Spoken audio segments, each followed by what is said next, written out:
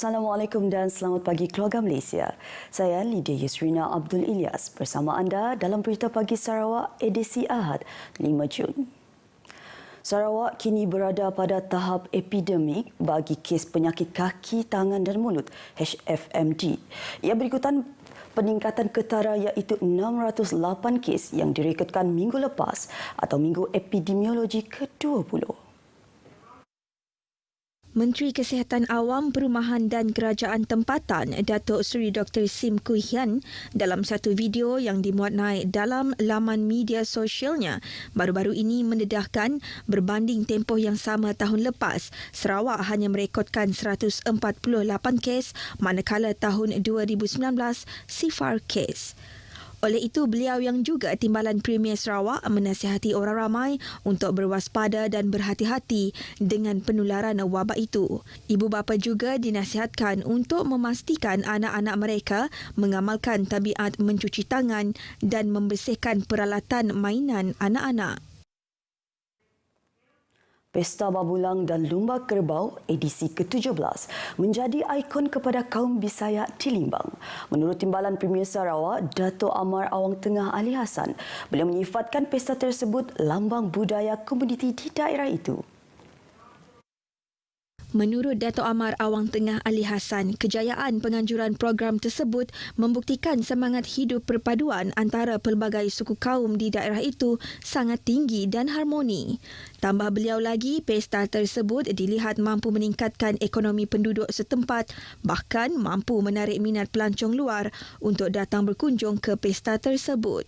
Beliau berucap demikian pada majlis perasmian Pesta Babulang dan Lumba Kerbau Bisaya Sarawak di Batu Danau, Limbang.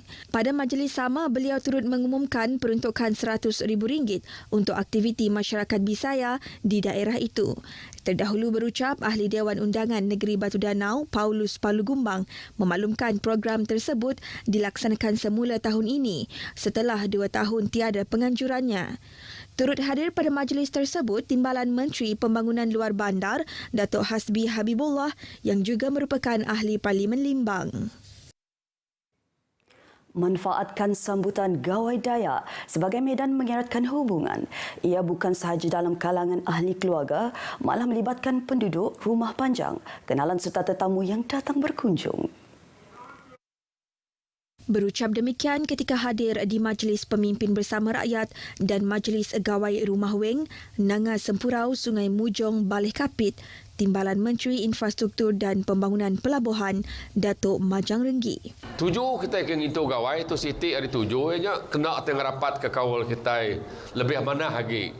Nyalai tema gawai Dayak, lama kita udah kenanya, begulai sejalai nuju pemanzang. Tujuh yang ngasuh kita bergulai, ngasuh kita berakup dengan pengadiri. Selain itu, inilah masa untuk merenung kembali kejayaan atau kekurangan diri sepanjang tahun yang lalu, termasuk berkaitan pencapaian akademik anak-anak rumah panjang. Beliau yang merupakan Ahli Dewan Undangan Negeri Samalaju dan Timbalan Presiden Parti Rakyat Sarawak menyarankan agar tahap pencapaian akademik serta latihan kemahiran yang memenuhi keperluan peluang kerjaya yang bakal wujud di kawasan Samalaju.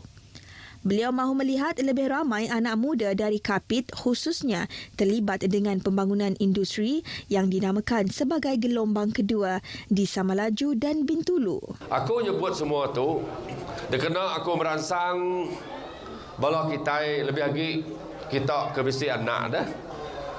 Awak kita itu sama rangsing nak menyungulahkan anak kita. Laban kilang-kilang kaya disebut akunya tadi. Kami kena betul dia nak cukup nangkupnya. Oleh itu, anak-anak muda di Kapit dan seluruh Sarawak dinasihat merebut peluang yang ada dengan memperkasakan pencapaian akademik dan kemahiran melalui pelbagai peluang yang disediakan kerajaan. Pada majlis itu, Datuk Majang telah mengumumkan geran peruntukan berjumlah RM60,000 kepada Biro Wanita Rumah Weng serta Jawatan Kuasa Kemajuan dan Keselamatan Kampung 3 buah rumah panjang di kawasan tersebut. hasil daripada barisan kepimpinan yang seiring dan mempunyai kesinambungan, membolehkan usaha membangunkan infrastruktur di Kapit dapat dilaksanakan secara berterusan. Malah, pembangunan jalan raya dari Song Temalat ke Kapit merupakan usaha dan perjuangan bekas timbalan Ketua Menteri Sarawak Mendiang Tan Sri Dr. James Jemut Masing yang juga Menteri Infrastruktur pada ketika itu. Ini akhirnya membolehkan bahagian Kapit berhubung dengan dunia luar sekaligus menjadikan Kapit tumpuan penduduk dan orang luar khususnya pada musim cuti perayaan seperti Gawai Dayak. Menyatakan demikian Ahli Parlimen Hulu Rajang Datuk Wilson Ugak Kumbong pada Majlis Pemimpin Bersama Rakyat di Rumah Weng Nanga Sempurau, Sungai Mujong, Baleh Kapit. Lebih hanya di Menteri Infrastruktur kita. Nyak kenyambung jalan suang terus Temalat terus ngagai kita Kapit dia tu. Jadi mayuh Ramadah tu sahmat ka boleh pakai yang berhormat. Artinya mansang menua tu. Gagak majlis daerah no pakai yang dian pen penuh. Datuk Wilson Ugak menekankan agar rakyat terus memberikan kerjasama dan bersama-sama dengan pemimpin kerajaan dalam memastikan projek pembangunan dapat dilaksanakan mengikut perancangan. Beliau mengulas mengenai situasi kawasan tersebut yang belum dapat disambungkan dengan sistem grid bekalan elektrik kerana terdapat pemilik tanah yang tidak memberi laluan menggunakan tanah mereka untuk diletakkan tiang elektrik. Nya kebuah di tu nak sambung orang api. Anti ni tiah bulan 6 kita tu dua buah rumah tu babak kaku segera sambung orang gitu tuan rumah. Tang hari antuk papas urang kempu tanahnya nak tu kak ngasuh perintah ngemeri nama tu tali karat ngagai kita gitu. Anak anu perintah kita. Anak anu aku sebagai pemimpin. Anak anu Igat YB Nicholas Kudi sebagai pemimpin. Anak anu Tuan Dio. Kita sama kita di Tompu. Kita rumah panjai mesti kak berundiang. Aku nak oleh nyambungnya ngalangit dan ada no tiang kata aku sambung ngalangit. Nah oleh aku. Tanda suah kita minta, segi minta pemansanku menuato. Malah ujar beliau semasa hayat mendiang Tan Sri James Jemut Masing, usaha memohon pembinaan jalan di Mujong sehingga ke Tunoh telah dikemukakan kepada Kerajaan Persekutuan bagi menyokong pembukaan baharu kawasan Tunoh di bawah Pusat Pentadbiran Bukit Mabong. Namun, Datuk Wilson Ugak yang juga Naib Presiden Parti Rakyat Sarawak menegaskan projek pembangunan tersebut tidak dapat dilaksanakan dalam sekelip mata kerana ia memerlukan peruntukan yang besar serta mengikut senarai projek yang akan dilaksanakan kementerian berkenaan. Pengumuman pemansuhan sistem pentaksiran tingkatan 3 PT3 oleh pihak Kementerian Pendidikan Malaysia KPM mendapat reaksi daripada pelbagai pihak. Hasil tinjauan RTM rata-rata berharap pelaksanaan tersebut tidak mengganggu proses pembelajaran para pelajar. Menurut Si Xiao Zin yang merupakan seorang kaki tangan awam, beliau berharap pelajar tidak akan mengambil ringan terhadap pemansuhan yang melibatkan akademik mereka. To me, academic is priority for a child. For a child, yes. Of course, health, physical development, PAJSK, psychological development, mental development for PPSI are also important. Extracurricular activities are not emphasized here, but yeah, that would be one of the emphasis as well. Katanya lagi, kelas tuition tambahan masih relevan untuk menyediakan anak-anaknya menghadapi sistem peperiksaan yang akan menggantikan PT3. Sementara itu, bagi seorang penuntut sebuah institut pengajian tinggi awam, Izzuddin Emir yang pernah menduduki peperiksaan PT3 pada tahun 2014 berkata, beliau menyatakan bahawa PT3 adalah satu sistem peperiksaan yang bagus, namun pihak kerajaan ingin memperbaikkan sistem peperiksaan itu. PT3 ni boleh dikatakan agak bagus untuk pelajar-pelajar. Kerajaan ada plan masa hadapan untuk pelajar-pelajar yang akan datang untuk pendidikan pelajar di sekolah.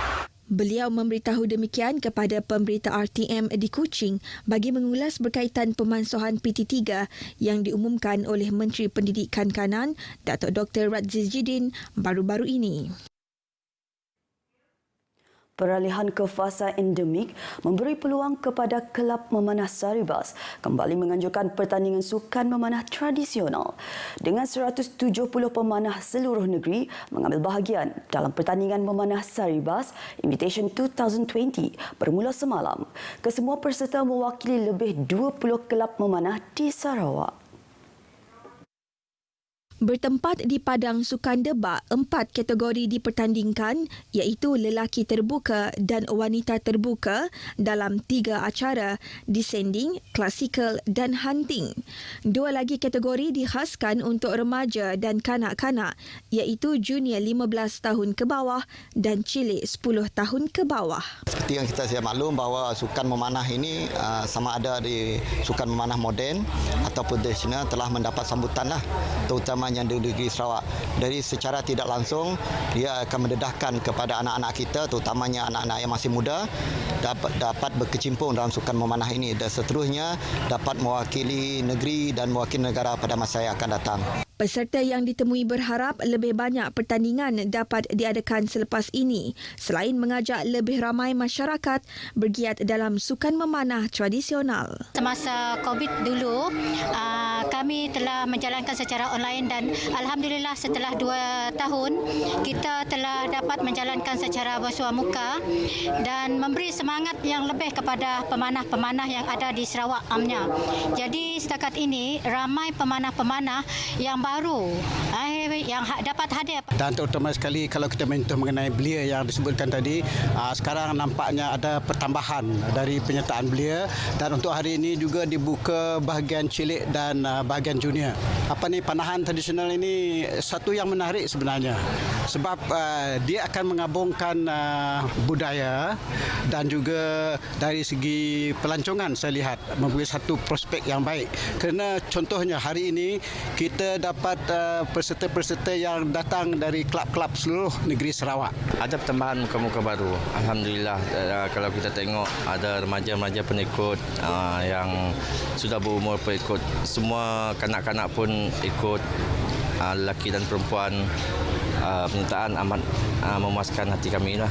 Pertandingan berlangsung sehingga hari ini dengan ganjaran yang amat menarik menanti pemenang iaitu 2 ekor kambing sebagai hadiah utama selain wang tunai, piala, plag dan medal. Sekian berita pagi Sarawak edisi Ahad 5 Jun. Dapatkan perkembangan sahih sepanjang masa melalui portal berita RTM di berita.rtm.gov.my. Assalamualaikum dan salam keluarga Malaysia.